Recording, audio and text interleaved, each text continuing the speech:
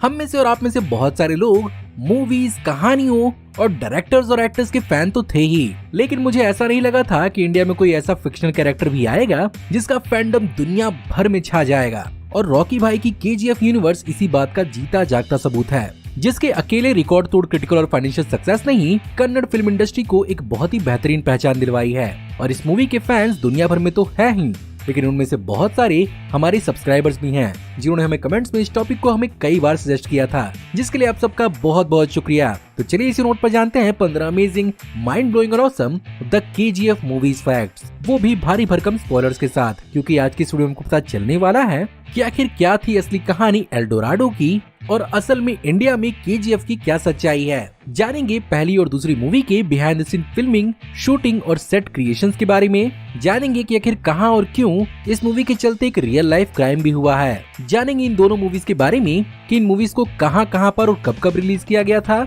और उनसे इन्होंने कितनी कमाई की। और फाइनली जानेंगे कि केजीएफ का आने वाला फ्यूचर क्या होने वाला है। ये और बहुत कुछ आपका इस वीडियो में इंतजार कर रहे हैं, तो देर किस बात की। हे गाइस, मेरा नाम है पंकज सागर और आपको स्वागत है गेमों को हिंदी की एक और फ्रेश वीडियो में। Now without wasting any more time, let's get started.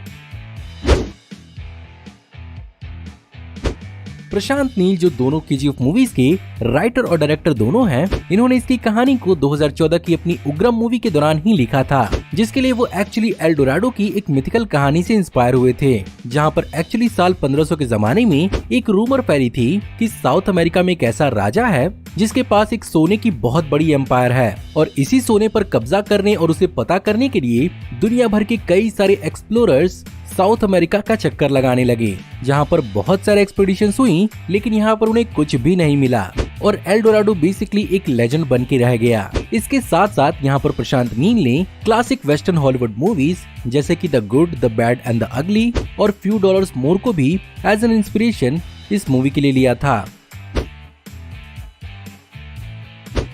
लेकिन यहाँ पर केजीएफ को ही इस मूवी का सेंटर क्यों बनाया गया और आखिर 70s और 80s का ही जमाना मूवी के लिए क्यों चुना गया? वेल, इसका जवाब ये है कि 1970s और 80s के जमाने में अमेरिका और रशिया के कोल्ड वॉर के दौरान गोल्ड का प्राइस अपनी टॉप पर था और इस तरह की प्राइस हाइक एक्चुअली गोल्ड को आज तक नहीं मिली है। वहीं पर इंडिया में भी कोलार गोल्ड फील्ड कर्नाटक के कोलार से 30 किलोमीटर और बैंगलोर से 100 किलोमीटर की दूरी पर है। ये बेसिकली एक गोल्ड रिजर्व है। इसका पता 1871 में Irish soldier Michael Fitzgerald level को लेफ्टिनेंट जॉन वॉरेन से पता चला था और यहीं से माइकल फिट्जगेराल्ड लेविल ने 1890s के जमाने तक ब्रिटिश गवर्नमेंट को यहाँ पर माइनिंग करने के लिए अपनी तरफ से मना ही लिया, जहाँ से एक्चुअली कई बार गोल्ड की भयंकर चोरियां भी हुई हैं। फाइनली इस इलाके की माइनिंग की वजह से पोल्यूशन में हो रही बढ़ोतरी के कारण इस जगह को 2001 में इंडियन गवर्नमेंट ने क्लोज कर दिया। Naveen Kumar Gowda, also known as Yash, ने रॉकी के पोर्ट्रियल से अपना फैंडम नेशनल के साथ साथ इंटरनेशनल बना लिया है, जिन्हें एक्चुअली इस मूवी के लिए साइन किया गया था उनकी 2014 की मिस्टर एंड मिसेस रामचरी मूवी के सक्सेस के बाद, जहां पर इस रोल के लिए एक्चुअली यश ने अपने बाल और दाढ़ी को बढ़ाया था। वहीं पर शिंदे शेट्टी, जिन्होंने इस मूवी के अंदर रीना का रोल प्ले किया था, वो एक्चुअली मिस कर्नाटका और 2016 में मिस सुपरनैचुरल जीतने के बाद भी कई सारे रोल्स को पहले ही ठुकरा चुकी थीं, लेकिन फाइनली उन्होंने इस रोल को प्ले किया। केजीएफ 1 मूवी की प्री प्रोडक्शन इसकी शूटिंग से 1.5 साल पहले ही चालू हो चुकी थी, जहां पर एग्जीक्यूटिव प्रोड्यूसर कार्तिक गोडवा के हिसाब से उन्होंने इस मूवी के 70s और 80s की सेटिंग को बहुत ही सीरियसली लिया था और एक छोटे छोटे मैच बॉक्स से लेकर टेलीफोन बूथ और लोगों के कपड़े तक भी बहुत ही गहराई से ध्यान दिया गया था।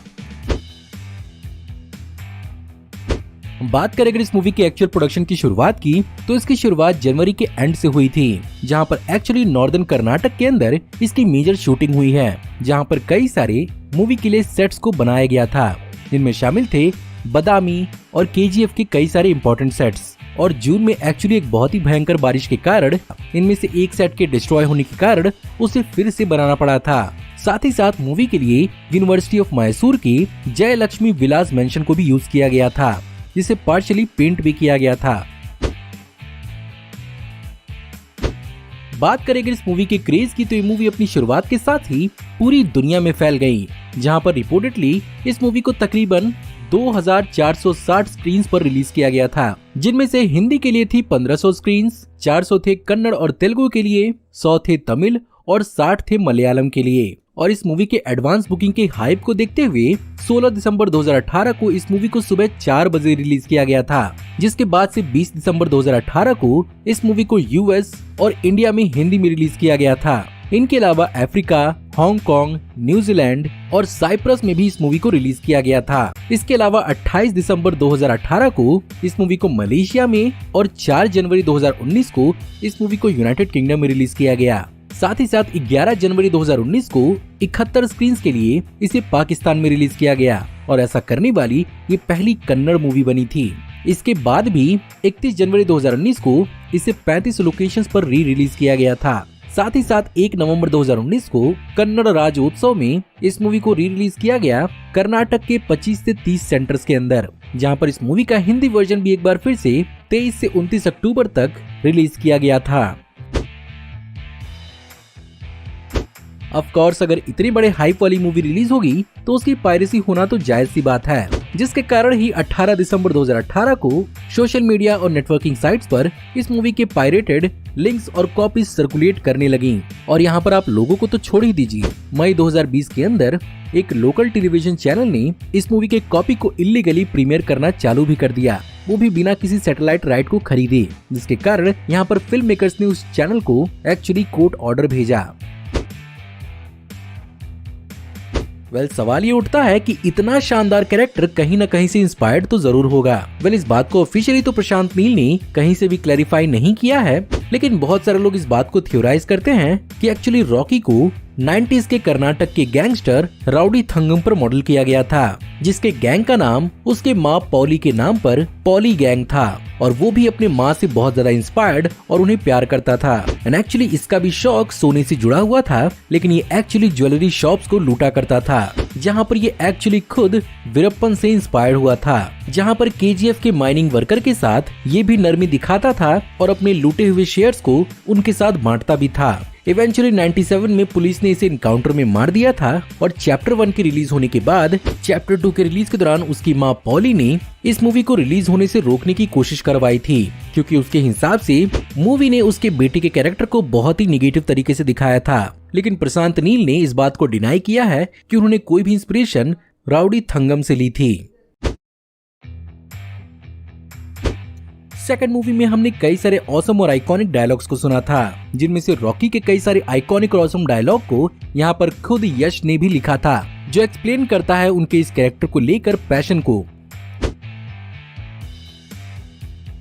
KGF 1 को देखने के बाद इस मूवी का बुखार आप में से बहुतों को छाया होगा और आप में से बहुत सारे लोगों ने कई सारे फैन एडिट्स बनाए भी होंगे और उन्हें YouTube पर अपलोड भी किया होगा। लेकिन आप यहाँ पर उज्जवल कुलकर्णी जितने लकी नहीं हो सकते, जिन्होंने एक्चुअली अपनी तरफ से KGF 1 का एक बहुत ही बेहतरीन फैन ट्रेलर बनाया था और उन्होंने इसे राइटर और डायरेक्टर प्रशांत नील को प्रेजेंट किया, जो उनसे इतने ज्यादा इम्प्रेस हुए कि उन्होंने सेकंड मूवी के अंदर उन्हें एज एन एडिटर हायर कर लिया। बात करें अगर यहाँ पर हिंदी एक्टर्स की सेकंड मूवी के अंदर काम करने की, तो यहाँ पर डबिंग के लिए तो संजय दत्त ने अपने कैरेक्टर को यहाँ पर हिंदी और कन्नड़ दोनों में आवाज दी है। वहीं पर रवीना टंडन की रमिका सेन की कैरेक्टर के लिए रवीना टंडन ने यहाँ पर सिर्फ और सिर्फ हिंदी में अपनी आवाज दी थी और यहाँ पर कन्नड़ की डबिंग के लिए एक्ट्रेस सुधा रानी को कास्ट किया गया था। वहीं पर अगर बात की जाए सेकंड मूवी की फिल्मिंग की, तो इस मूवी की फिल्मिंग एक्चुअली पहली मूवी के साथ बैक टू बैक ही चल रही थी और पहली मूवी के रिलीज तक इस मूवी का 20% शूटिंग कंप्लीट हो चुका था, जिनमें ऑफ कोर्स पहली मूवी के कई सारे सेट्स का इस्तेमाल किया गया था। लेकिन इस बार कोलार और बेंगलोर के साथ साथ हैदराबाद में भी इस मूवी की कई सारी फिल्मिंग हुई थी। वहीं पर पहली मूवी के रिलीज के बाद दूसरी मूवी की हाइप इतनी ज्यादा भयंकर बनी थी कि दूसरी मूवी को दुनिया भर के 10,000 स्क्रीन पर लॉन्च किया गया था, जिनमें से अकेले इंडिया में 6,000 स्क्रीन पर इस मूवी को रिलीज किया गया था, जिनमें से 4,500 स्क्रीन हिंदी के लिए थी। वहीं पर 1100 screen actually south Indian languages के लिए थी। साथ ही साथ इस मूवी के राइट्स को जी नेटवर्क ने कन्नड़, तेलुगु और मलयालम के लिए भी खरीदा था और सोनी मैक्स ने इसके हिंदी वर्जन के राइट को खरीदा था। साथ ही साथ इसके डिजिटल राइट को Amazon प्राइम को बेचा गया था, जिसने इसे एक्चुअली 5 लैंग्वेजेस में प्रीमियर किया था।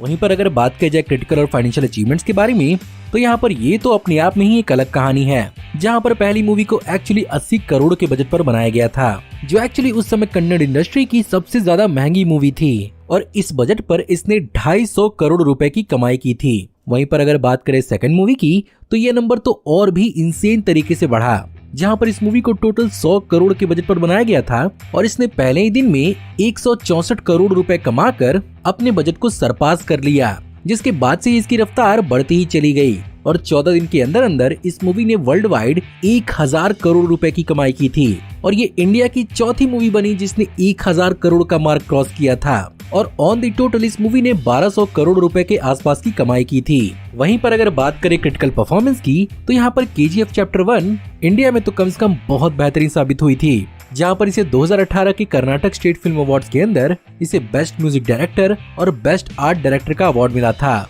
साथ ही साथ 66 नेशनल फिल्म अवार्ड के अंदर स्टंट कोरियोग्राफी और बेस्ट स्पेशल इफेक्ट्स का भी अवार्ड मिला था और यहाँ पर 66 फिल्म फेयर अवार्ड्स के अंदर इसे बेस्ट फिल्म कन्नड़ा और बेस्ट एक्टर कन्नड़ा के लिए अवार्ड मिला था।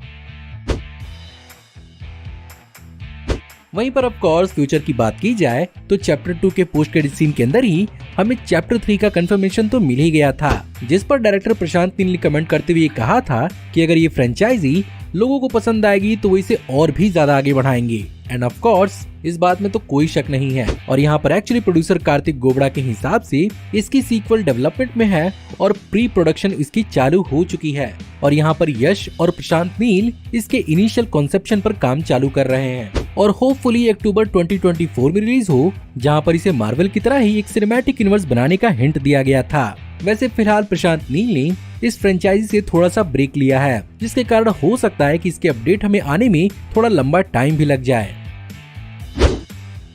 तो गाइज ये थे 15 अमेजिंग माइंड ब्लोइंग और awesome the KGF movie series facts. Video को और भी ज्यादा लंबा ना करते हुए मैं बस आपसे ये कहना चाहता हूँ कि अगर आपको वीडियो आज की पसंद आई हो तो प्लीज वीडियो को लाइक जरूर करिएगा और हाँ हमें कमेंट में जरूर बताइएगा कि KGF मूवी यूनिवर्स के बारे में और आप क्या क्या जानते हैं। हमारी आने वाली ऐसे ऑसम वीडियो को देखने के लिए हमारे चैनल को सब्सक्राइब करिए, बेल वाले आइकन को दबाइए और हमारी वीडियोस को बिना मिस किए एंजॉय करते रहिए। और अगर आप चाहें तो इस वीडियो के लिंक को अपने दोस्तों के बीच में जितना हो सके उतना शेयर करें। Thank you for watching, see you in the next video. Till then take care, good bye.